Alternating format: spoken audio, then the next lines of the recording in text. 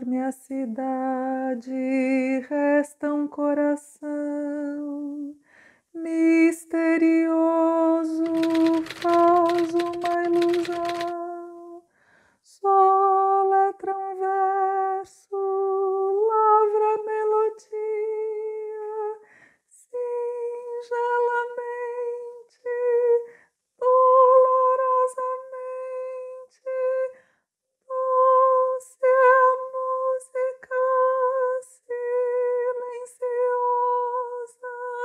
larga meu peito, solta-se no espaço, faz-se certeza minha canção, réstia de luz, onde dorme o meu irmão.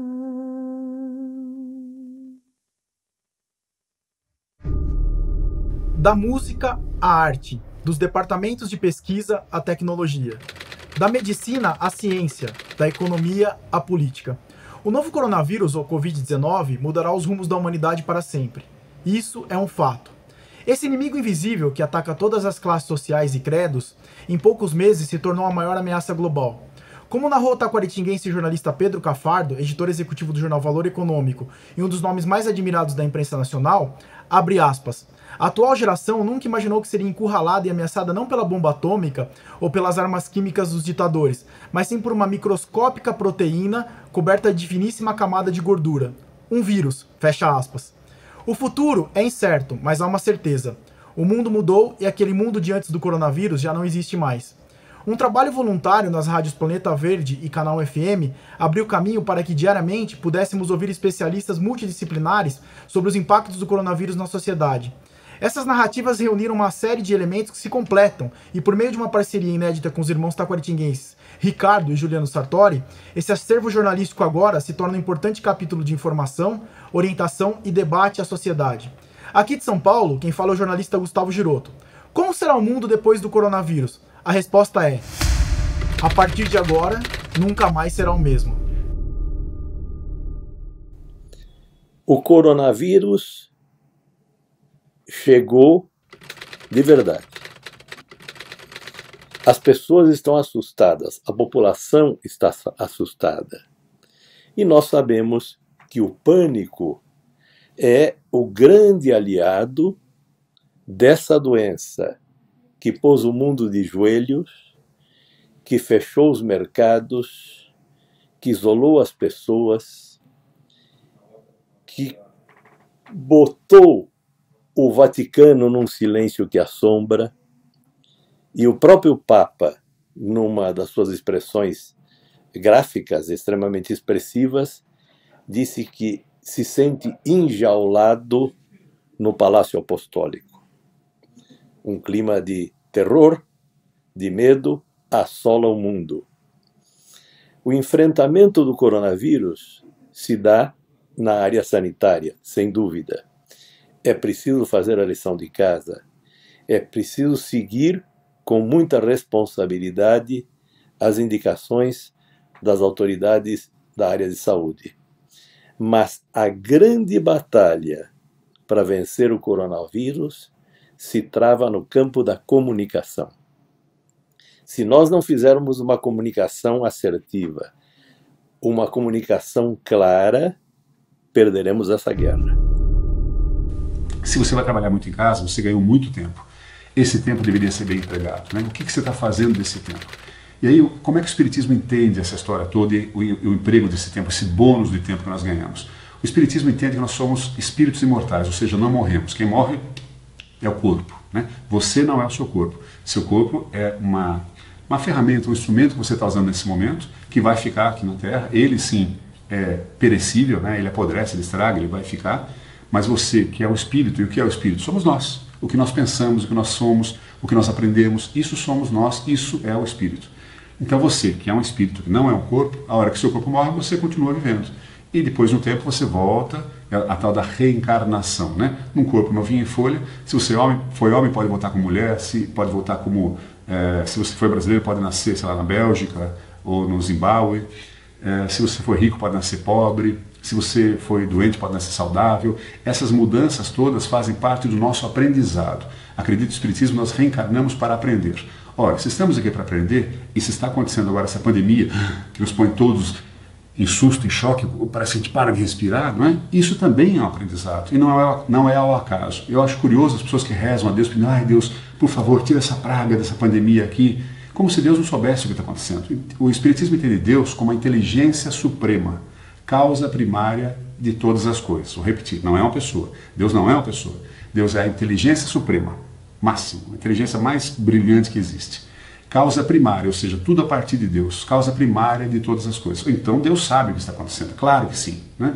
Então pedir para Deus tirar esse bicho horroroso daqui é como se Deus tivesse distraído e falasse, nossa gente, olha o que aconteceu na Terra, nossa, deixa eu ir lá socorrer os meninos. Não é assim, né? Não faz nenhum sentido.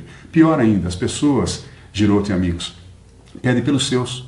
Olha, salva minha família, protege no máximo, protege os médicos, no máximo protege meu país, o resto que se dane, tá certo? A família do outro não é problema meu. Gente, isso não tem nenhum sentido, não tem lógica alguma. Isso não é ser evoluído, tá certo? Não é ser moralmente correto. Então o Espiritismo, veja, ele entende as coisas com muito mais naturalidade, muito mais serenidade. É claro que todos, inclusive os espíritas, ficam chocados quando uma coisa assim acontece. Falam, nossa, de repente tudo mudou. Mas os espíritas compreendemos que, sim, de repente tudo mudou. Isso não é ruim. Isso é só uma característica natural do nosso evoluir, do nosso processo de evolução. Compete a nós, nessas dificuldades, são inúmeras, né? Uma hora a crise econômica, agora essa crise da saúde /econômica, outra hora um cataclisma, outra hora você perde emprego, outra hora é o divórcio, outra hora morre alguém da família de forma inesperada. Tudo isso são desafios para que nós exerçamos o nosso raciocínio. Nós crescemos, segundo o Espiritismo, em duas variáveis, duas retas. Nós evoluímos moralmente e evoluímos intelectualmente, não necessariamente ao mesmo tempo. Então este é o momento para a nossa evolução intelectual, pensar sobre o que está acontecendo e tomar decisões intelectuais sobre como agir aqui, e também é um momento de crescimento moral, né? Será que não era hora de você, eu, todo mundo, parar e falar, opa, para. Aliás, parou já, né? Parou tudo. Já que parou tudo, já que eu estou com tempo, já que eu estou em casa, já que eu estou assustado, já que eu estou revendo tudo isso aqui com os olhos arregalados desse tamanho, não é hora de eu pensar sobre essas coisas?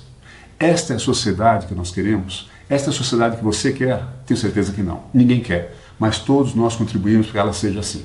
Nós produzimos muito lixo, nós consumimos um monte de coisa que a gente não precisa, nós espezinhamos o outro, a gente briga no trabalho, a gente briga no trânsito, a gente briga em casa com a família, a gente briga com a gente mesmo. Cansa, né? Será que é isso que a gente quer? Se não é, por que a gente não age? Mas quem sou eu? Eu não sou um deputado, eu não sou senador, eu não sou presidente da República, eu não sou ministro de Estado, eu não sou o cara da OMS, eu não sou... Nós todos somos alguma coisa. Você tem uma área de atuação no seu entorno, na sua família, na sua cidade, na sua comunidade, em si mesmo. E é isso que o Espiritismo prega, que nós trabalhemos dentro de nós, que nós nos melhoremos. No quê? No que você achar que deve. Cada um analise a si mesmo e veja, estou ruim aqui, aqui, aqui. Mas em essência, as coisas não variam muito. É melhorar no nosso egoísmo, na nossa vaidade, nosso orgulho, nosso apego, nossa maledicência, né? O nosso raciocínio, nosso julgamento. Tudo isso nos faz mal. É um monte de porcariada que a gente tem na gente que a gente devia tirar.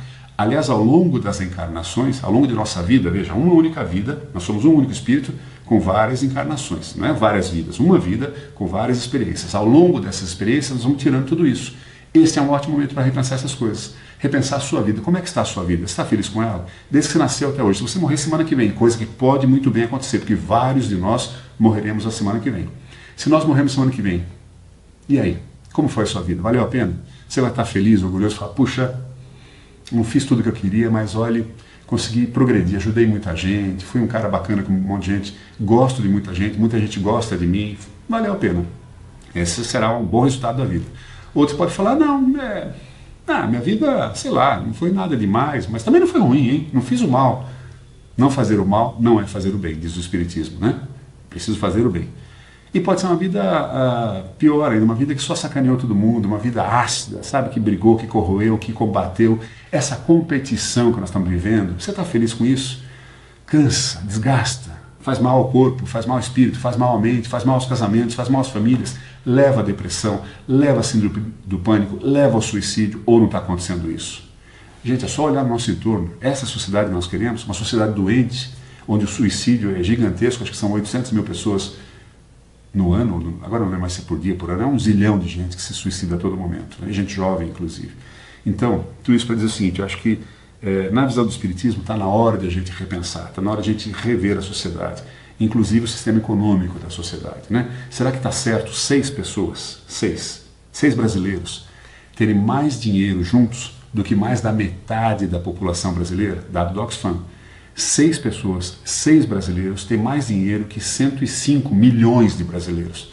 Alguma coisa está muito errada, né? Será que está certo a hora que você deposita seu dinheiro numa organização financeira, num banco, eles te pagarem 4, 5, 6% ao ano, e a hora que você vai emprestar dinheiro desse mesmíssimo banco, ele te cobrar 150% ao ano? Aliás, era 300, né? Agora baixou para 150. Será que está certo isso? Essa disparidade, você empresta 4 e toma emprestado 150, não tem alguma coisa estranha? Não, mas é inadimplência. Ah, tá bom, legal, né? Tá certo as pessoas morrerem doentes aí e o remédio custar uma bala de dinheiro? Aí vem a indústria farmacêutica e fala, não, mas é o seguinte, é um investimento na pesquisa. Eu trabalhei na indústria farmacêutica, balela. O remédio já foi pago há muito tempo, não custa tanto assim, ainda que custe muito, não é tanto assim. Então toda essa ganância nossa, a gente corre atrás do bônus, do dinheiro, da promoção, da fama, do poder, ó, sabe aquela bobagem?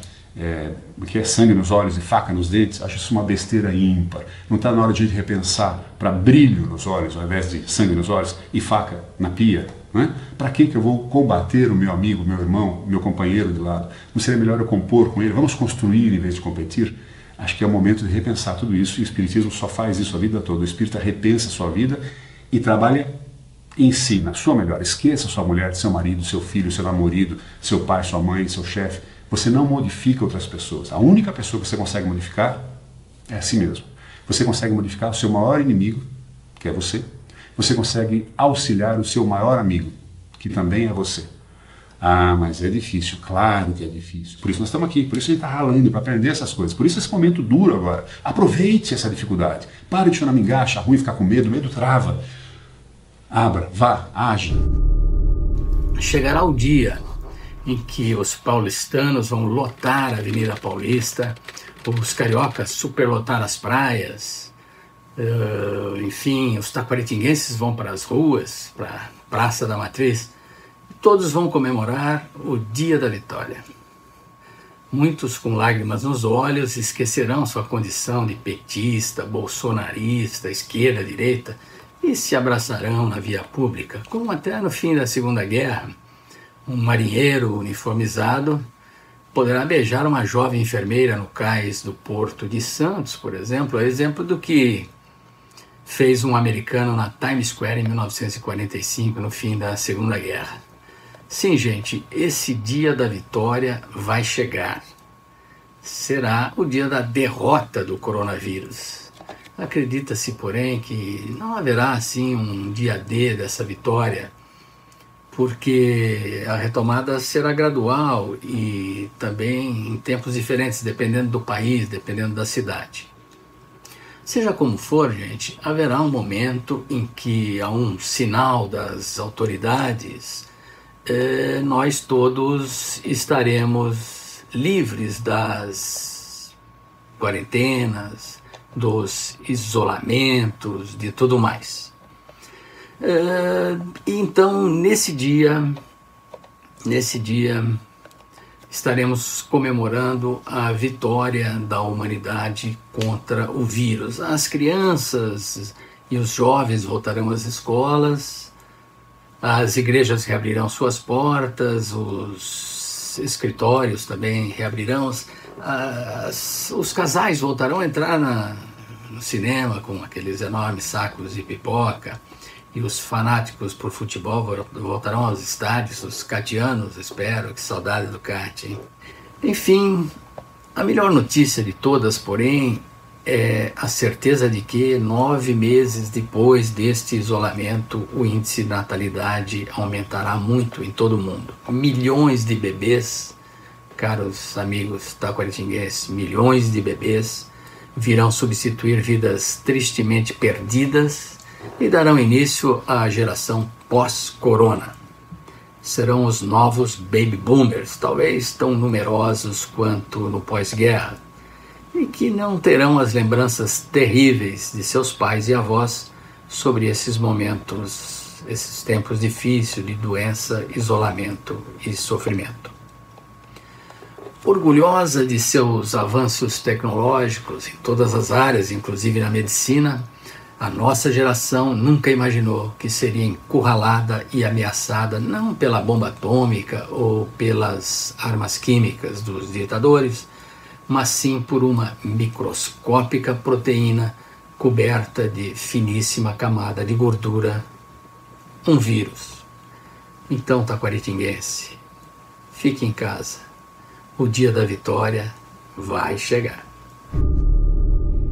Nós todos estamos angustiados, nós todos estamos fazendo esforços para que a gente possa vencer essa situação difícil. Taquaritinga é uma cidade abençoada, Taquaritinga é uma cidade protegida por Deus e eu espero que continue desta forma. Aqui em São Paulo a situação é bastante delicada, como vocês já sabem. E a Santa Casa de São Paulo, por ser um hospital de grande porte, também é o epicentro de receber grande quantidade de pacientes com Covid, com a doença do coronavírus. A nossa Santa Casa, ela hoje é um hospital praticamente só de Covid. Todos os departamentos, clínica, cirurgia, pediatria, ortopedia, ginecologia, tudo transformado em enfermarias e a UTI também está completamente cheia, né, por pacientes de coronavírus. Isto tem trazido para nós uma necessidade muito grande de esforço de cada um dos nossos médicos. É bastante emocionante, é uma situação que nos enche de orgulho ver o quanto os nossos jovens médicos e também os professores, os médicos já mais antigos, estão se dedicando, estão se esforçando para que a gente possa ajudar a população, né, a vencer esse momento difícil. Dentro da Santa Casa nós temos também um hospital de campana, não é grande como o do AMB, como o do Pacaembu, mas é um hospital que também está cheio, que também está repleto de pacientes de coronavírus. Uma coisa importante que eu gostaria de falar com vocês é a quantidade de doações que nós temos recebido, de pessoas físicas, de pessoas jurídicas, de empresas, de ONGs, e a Santa Casa é uma entidade de muito respeito, é uma instituição muito querida pela população, e isso tem nos ajudado muito, porque certamente não teríamos condições de dar os equipamentos de proteção individual necessário para todos os nossos profissionais, todos os dias que tem que trocar diariamente toda a sua proteção. Recentemente recebemos também de um grupo de Taquaritinga uma doação importante de equipamentos de proteção individual e quero aqui deixar o meu abraço carinhoso de agradecimento a todos vocês. Alô, amigos de Taquaritinga, e ao meu querido amigo Gustavo Giroto, um prazer conversar com vocês aqui sobre um tema tão relevante, tão importante, que é a cobertura jornalística em meio à pandemia da Covid-19. Tem sido um grande desafio profissional para mim fazer parte dessa cobertura, eu que já fiz nos meus últimos 15, 16 anos grandes coberturas jornalísticas, posso dizer que essa tem sido diferente. Especial, porque ela não tem prazo para acabar. E ela não permite, apesar da gravidade da situação da saúde, ela não permite que profissionais da minha área, do jornalismo, fiquem em casa cumprindo a quarentena. É um duplo desafio, porque a gente precisa estar bem informado, acompanhando todo o noticiário das autoridades para levar informações relevantes para você, que está acompanhando a gente.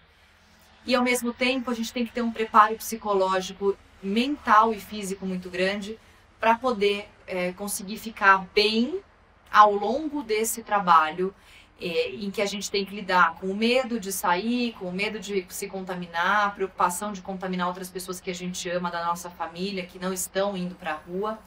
Então, é um momento bem específico e é muito triste para mim, como jornalista formada, que sempre trabalhei na grande imprensa e sempre batalhei para levar as informações de qualidade, ver tanta gente acreditando em fake news, olhando noticiário falso, muitos sites hoje em dia especializados em fake news e muita gente que só passa informação via WhatsApp ou Facebook ou redes sociais, principalmente num momento como esse. Então, é um trabalho muito árduo de ser feito para ter, infelizmente, ainda pessoas repassando notícias falsas, que são pura desinformação, atendem a grupos que têm interesses específicos, escusos e não voltados para a sociedade. Então, eu acho importante reforçar essa mensagem. Eu não acho que as pessoas têm que ver o jornal que eu apresento, só o meu jornal.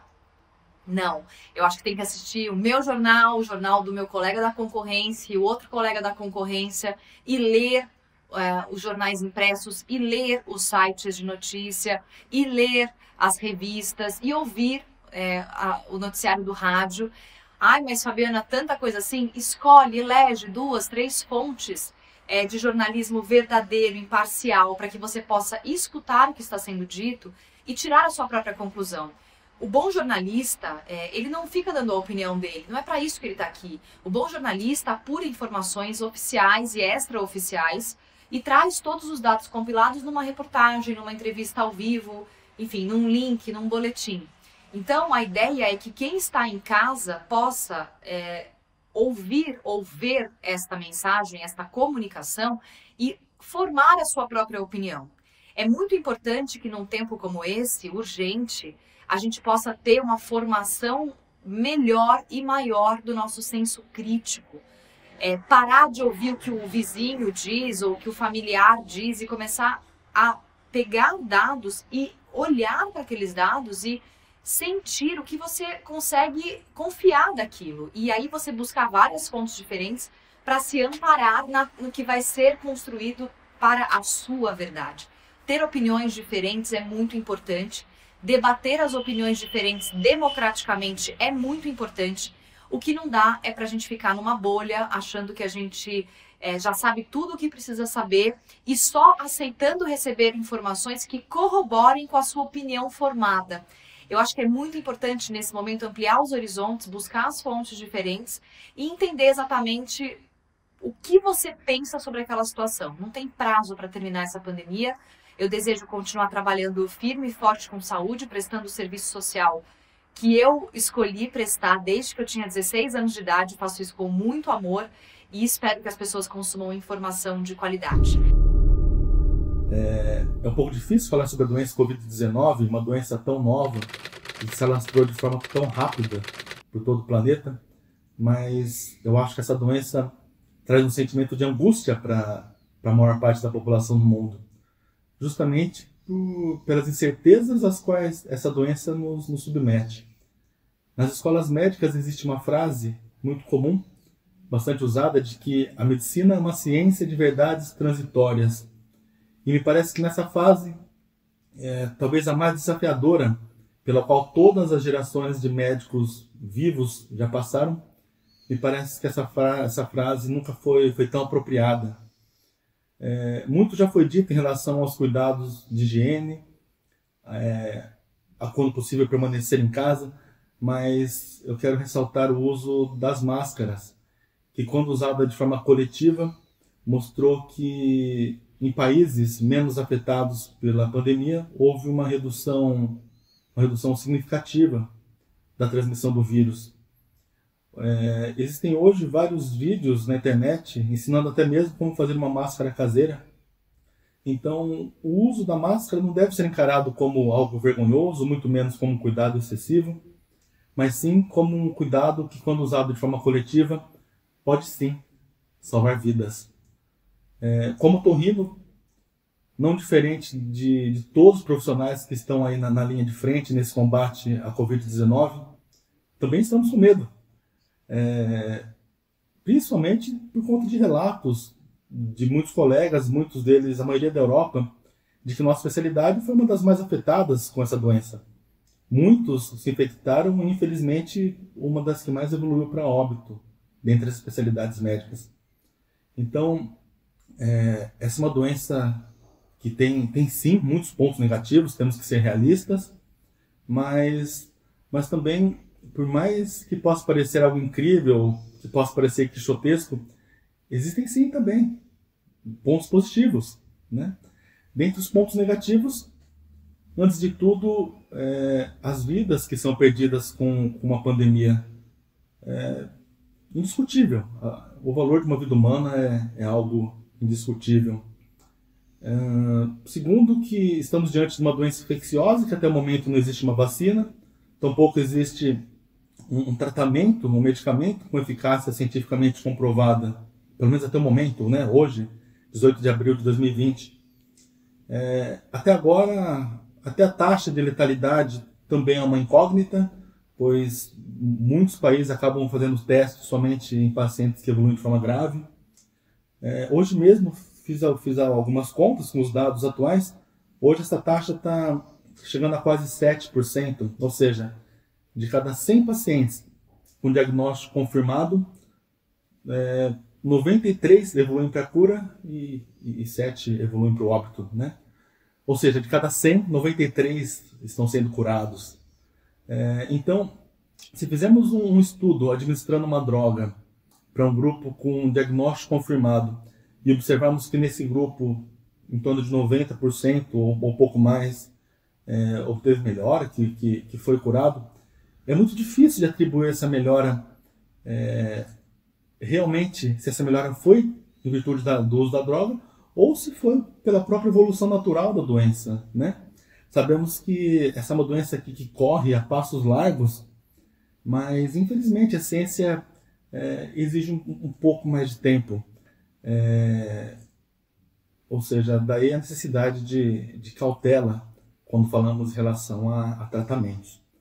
Imagina uma situação em que uma vida é perdida por conta de efeito colateral de uma droga, sendo essa droga usada para uma doença em que ela já tem eficácia cientificamente comprovada. Já é difícil. Agora, imagina essa mesma situação de uma perda de uma vida por efeito colateral de uma droga, sendo essa droga, apesar de alguns estudos mostrarem eficácia, ainda não ter uma comprovação científica definida, né? É muito complicado, né? Opiniões podem ser divergentes, cada caso um caso. Então, relembrando que a grande maioria das pessoas que forem infectadas vão permanecer de forma sintomática, apresentar sintomas leves, que menos de 20% vão precisar de cuidados hospitalares, né? Mas a grande preocupação é que, como a doença é muito contagiosa, ela pode se espalhar de forma muito rápida. Ou seja, muitas pessoas podem precisar de leitos hospitalares ao mesmo tempo.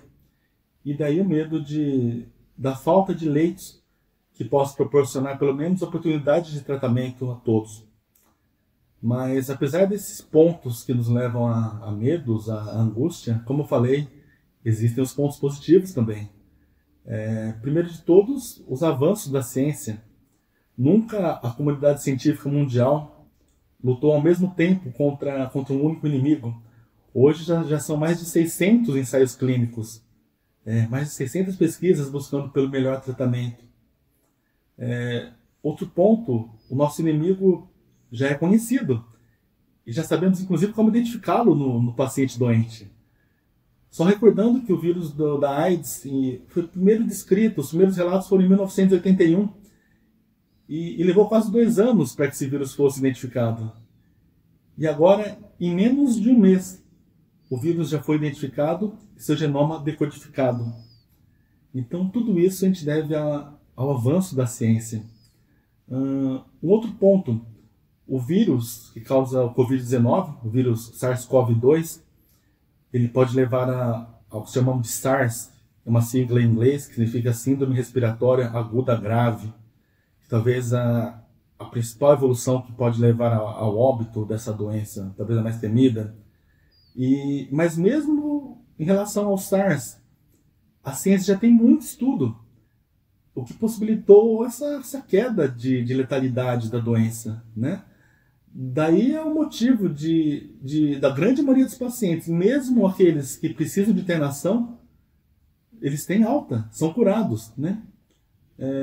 Da mesma forma, esses pacientes quase centenários ou centenários, milagrosamente, tendo sua alta hospitalar, né?